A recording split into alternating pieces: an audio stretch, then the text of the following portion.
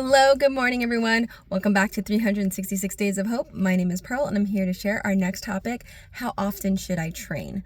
So, the other video I just did was basically talking about the worst way to train, which is basically training every single day. That would be super hard on the body, and especially, I forgot to mention, if you're doing it for an hour.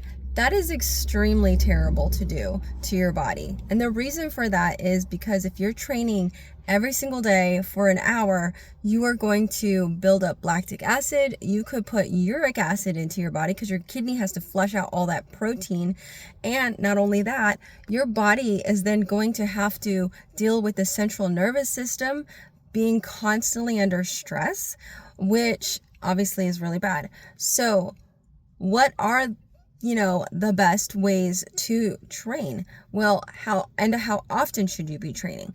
Well, honestly, if you're just trying to maintain your body and if you want to gain strength and giving your body proper rest, my suggestion is definitely 3 times a week. 3 times a week is pretty normal for everybody, but you can do something every single day. Does that make sense? So we don't want to push ourselves doing something for an hour every single day. That's just extremely too much, and it's very taxing on the body. What you can do is do, say, 30 minutes of something on, 2 days a week, and then you're adding flexibility on another day. So that's 3 days right there. And then on your other 2 days, do full body, and do an hour, okay, of it's just focused strength training or focused, cardio if you have to. But if we've already done cardio on those other days, then you don't need to do cardio on the other 2 days.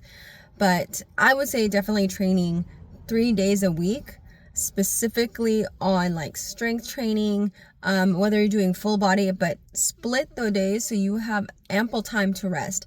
And one of the big, I think, things that people think is, oh, if I'm sore, then I must have worked out. Not necessarily. If you are over sore, then you actually work against your body as well, because that means that you've really damaged those muscles. And you don't only want to do what we call micro tears, just small enough tears just to, cause the myosin in the muscles to basically, work together to try and build those muscles. And that's what it does. It's a chemical reaction when your muscles tear slightly, that basically something comes in and patches it up and repairs it, right? And that's kind of like, if you think about your body as like a bridge, okay? And so if say they see a crack in the bridge, they're going to come in and basically work on it to patch the crack.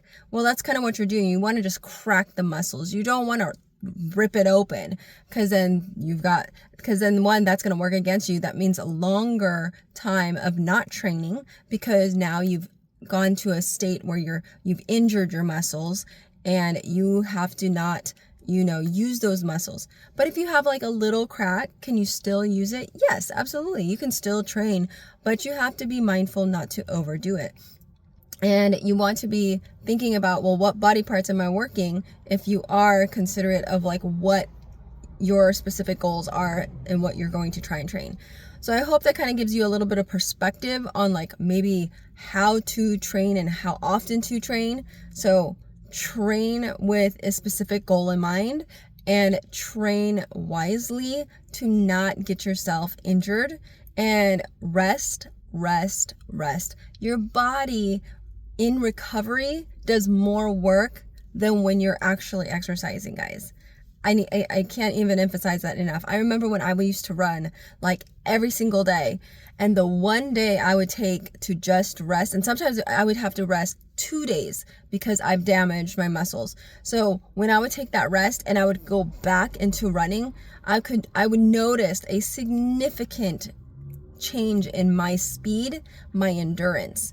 And so therefore, like, if you give your body ample time to rest, your body is going to thank you, and you're going to get more gains faster than you would if you're doing hours of training every single day. It is best to give your body rest and train 3 times with a specific goal in mind, training wisely, in between and giving your body ample rest. Maybe during your rest time, stretch. I can't even emphasize stretching enough on all the benefits that it has, but that'll be for another day, another topic. So with that said, guys, may you live, thrive, and be healthy, and see you guys next time.